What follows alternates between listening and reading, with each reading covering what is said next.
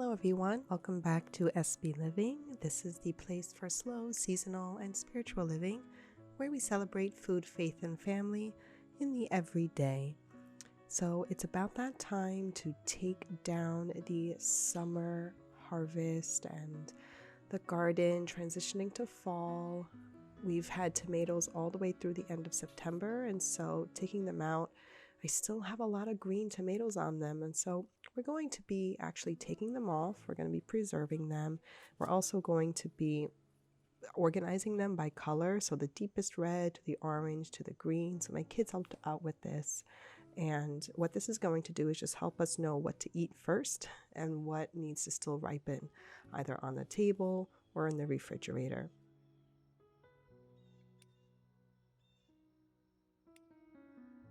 So part of this season is also making use of the herbs. With the cooler weather, the herbs are going to start growing a little bit more. Most perennial herbs that I grow, like this rosemary, do better in a cooler climate rather than the heat of the summer. And so as it begins to grow more productively, I am going to start using it in more dishes. So this is going to be part of a roast leg of lamb, which I actually like to make every so often. The boneless one is good for throughout the year. The one with the bone I like to serve for Easter.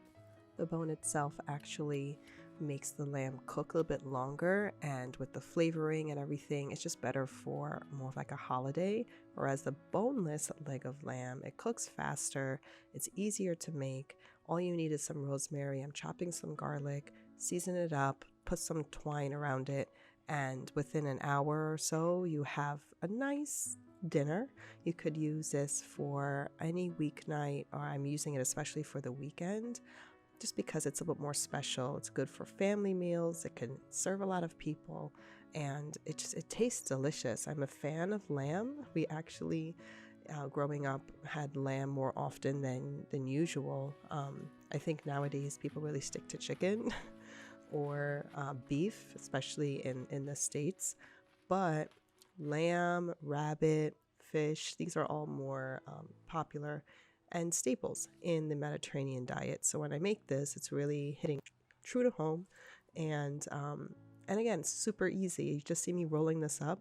I'm going to be putting some twine around it just to keep its shape, and it goes in the oven on a wire rack just so that all the fats that you see, the nice marbling, it just goes down right into the pan, and it in itself creates like a gravy.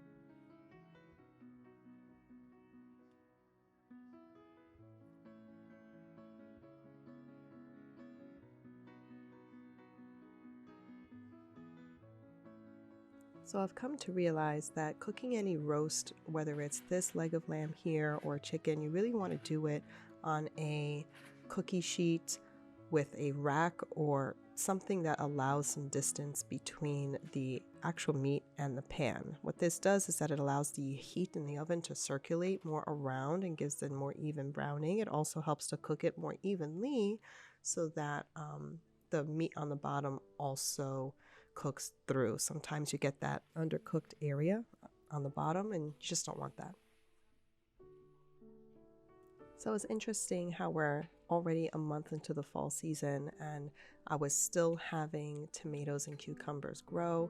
It's interesting because as the years go by and the weathers change, you get really less of fall and spring, at least in my area in New York, and just longer summers. And I don't know if I would call it winter because the snow hasn't really been coming like it used to when I was growing up. But it just reminds me that even when seasons change, our routines don't. It's one of those things where the more something changes, the more it stays the same. And it just reminds me that you can always rely on the things that you know best, the things that bring you comfort, the things that you know make people happy, make your tummy happy, make your heart happy. And I can't tell you how many tomato and cucumber salads we've had over this past summer, but it's still here. They're still here. Why not enjoy it when they're at their peak? So it's it's just a matter of enjoying the things that you have while you have it and not really being too obsessive about what to do, what you're supposed to do per season. I know that I really truly enjoy each season in the way that it's meant to be, but if nature is saying we still have tomatoes and cucumbers at the end of September, then that's what we're going to enjoy, and I'm not going to fight it. There's a way to blend everything together. And again, what's more important than just enjoying what you actually have rather than making something just for the sake of it? We don't want that, right? Because then it's just going to become all fake. So with this lamb that we have here and the salad that I've made, again, it will be a beautiful dinner for all of us paired with this couscous that, again, I usually make in the summer because it's quick, and why not make it again? Because hey, times is busy during the fall. So these routines have always worked well, and they'll serve us through no matter which season.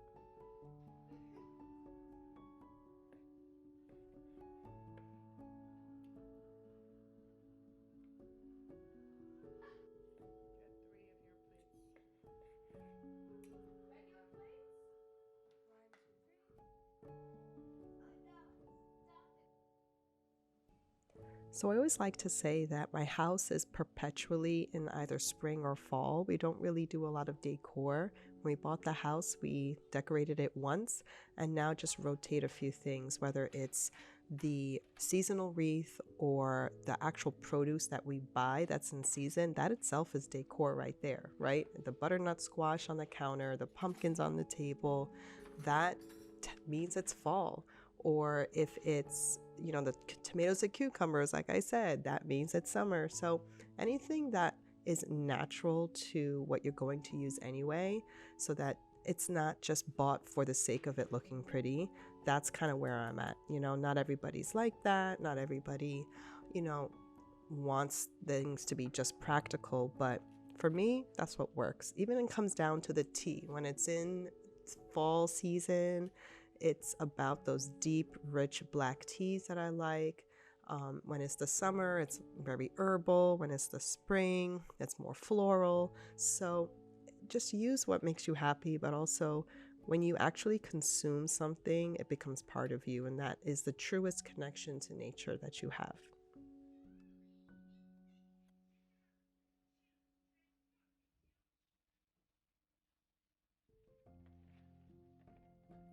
So with the cooler weather comes the peppers. The peppers are actually thriving at this time of year because the plants seem to have waited all summer for them to just sprout. So for these sweet peppers that I grew in the yard, I'm actually gonna chop them up with some onions and toss them with some black beans, which is new for me as much as I've lived in New York for a while.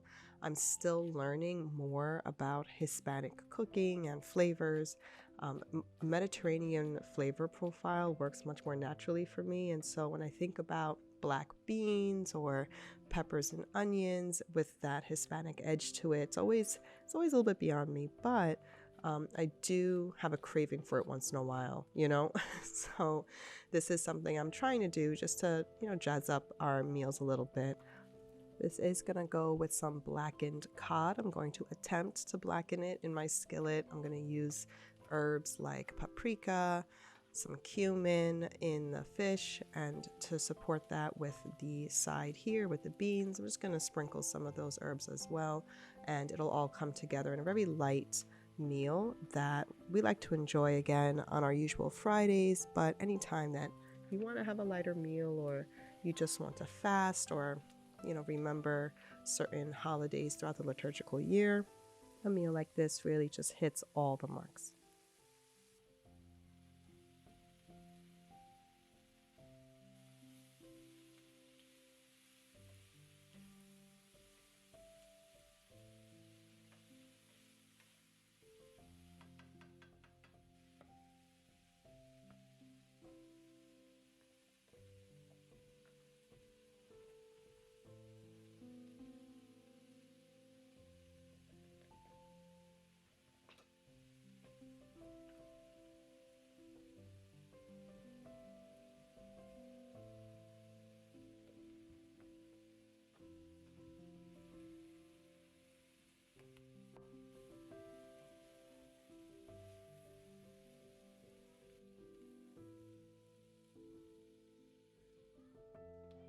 So the thing about fish, I do buy in bulk a lot of frozen fillets. It's just easier for me to have on hand. I am trying my best though to try and get fresh fish either on my grocery run after work on a Friday, or just any time where I feel like I want to make it. I try to get it as close as possible to the meal time as I can, but sometimes it just doesn't happen. The reality of a working mother means that you need to stockpile what you know you like and to also get what you can afford for a good price. So in this moment, this was cod. I was able to actually get this as a donation from someone I know that actually runs a food pantry. So listen, I never deny anything that can help feed my family. And so instead of me saying, we don't really eat cod, my question was, how can I turn this into something that we will eat? So with this black bean skillet, it really inspired me to make some blackened fish fillets. And to me, what that means is just leaving it in the cast iron skillet with the cumin and the paprika and hoping that it's going to color into that dark, rich brown without overcooking it too much. So we'll see how this works out. So would I call this blackened? Probably not, but the idea is still there. It's still going to be very delicious. We still have those little brown bits on it, so it'll serve, right? And that's really what's important. So over a bed of rice with the beans and the fish, again, this is a full meal that everybody is happy about.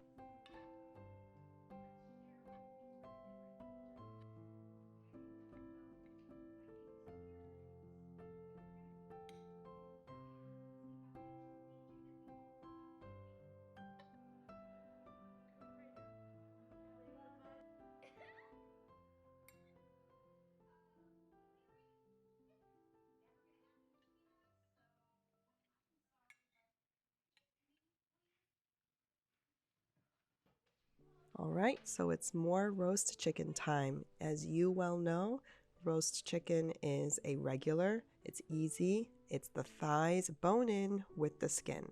It's just a matter of drying them out really, really good, putting them on a sheet pan, seasoning it up the way you like, and popping it in the oven. The only thing that makes things different is a new spice or herb that you want to add, or the side with the vegetables that you're going to serve it with. I've become more, I would say, less lax in how I season my chicken. I really go with my hands now just to get it everywhere instead of the tongs. I don't know. It's a visceral thing that I just feel like I'm actually seasoning it well. So, when in doubt, use your hands. And with this, the way I'm going to make this different is instead of rice, I am going to cook some orzo, which is an Italian little pastina that looks like rice and very popular for pasta salads. So the way I'm going to make this is going to look really like a pasta salad, something we don't really eat, but with these cucumbers and tomatoes that we still get in this fall season, it's just a good way to use them up.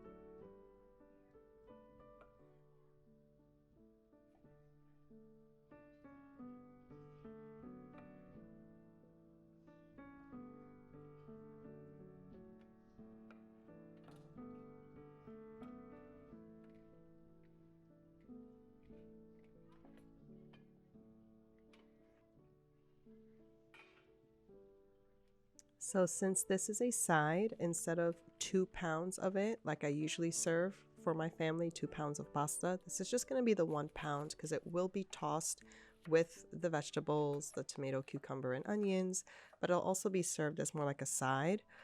Plus the orzo, it swells up a lot. It takes a lot of water. And so we'll actually make for enough for 6 to 8 people. And if you see here, it is a lot. I do actually have to make sure that the vegetables on the bottom are coming up on top. I'm going to add some red wine vinegar, some olive oil, salt, and pepper. And again, make this more like a warm pasta salad since I'm not going to serve it cold. But for lunches this week, this will be top notch.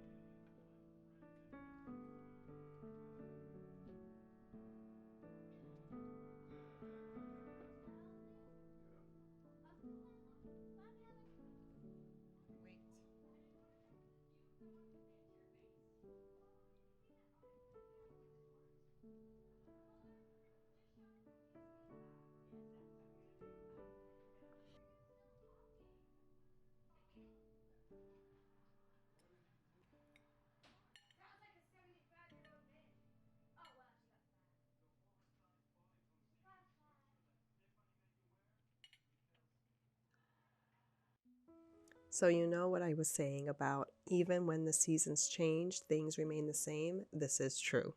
And things like the weekly laundry, things like the weekly cleanup, the daily cleanup, those things don't change. Those are regular responsibilities that we have no matter the time of year. So when I'm doing them, it's just a matter of understanding that this is part of life. This is just what it is. If you've ever gotten to a point where you just get frustrated about it, or it's like, God, why do I have to do this again? Just know it's everything that everybody does. And if you're not doing it, you got to pay someone else to do it. So either way, you just have to come to terms with these things that we have to do.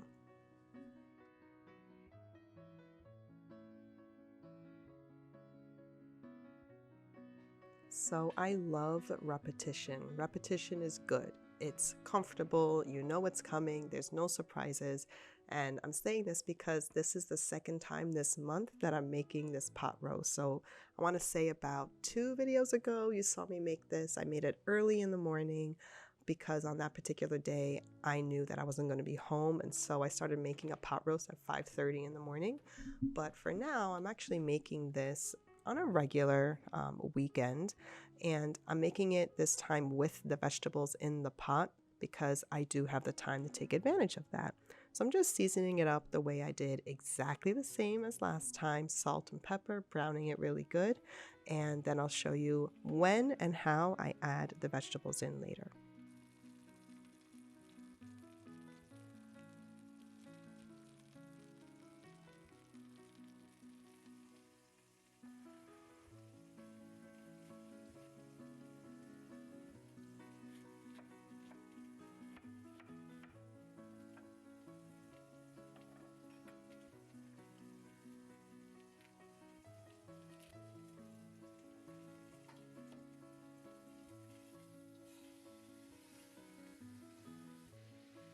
So before I put in the vegetables and after I take out the meat, after it's browned, I am going to put in some garlic and onion for it to sweat in the actual pot. And again, this will flavor the meat itself, not so much as for the vegetables that you're going to take out and serve with the meat, but the onions and garlic are actually meant to almost disappear in a way in the pot, and that's what creates that beautiful gravy and that flavor.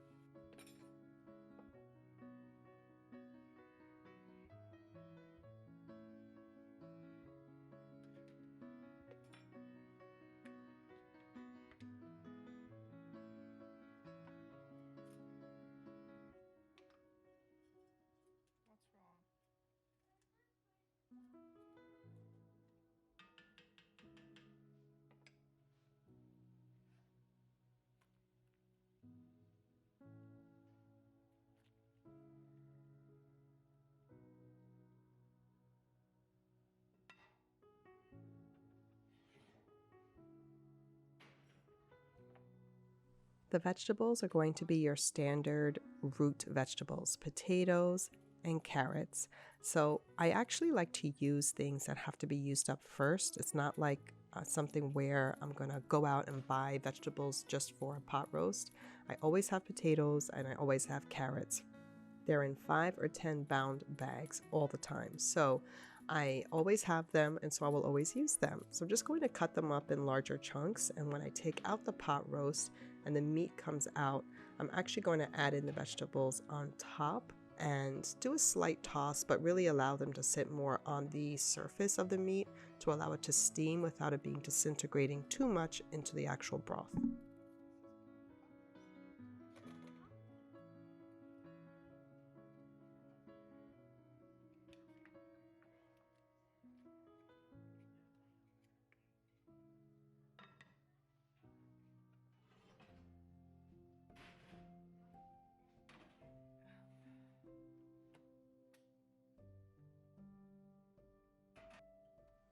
So when I mean repetition is good, it's good because everyone knows this smell, everyone knows what's coming, and so excited for it. With the seasons and the way it's changing, something like this pot roast, without you even changing anything in your house, just by the food that you serve on the table, you know what season it is. And that, my friends, is what I'm all about. And that is probably the best way for you to also celebrate the seasons.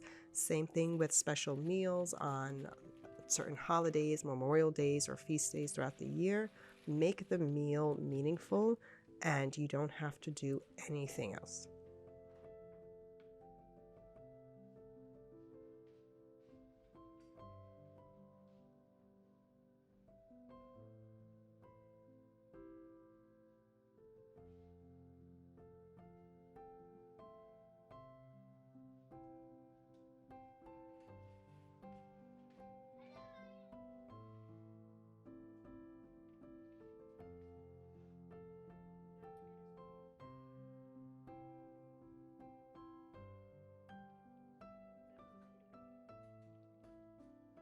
So as I serve this up, I want to thank you for joining me here this week. I wish you all the best, stay safe, and enjoy the week ahead.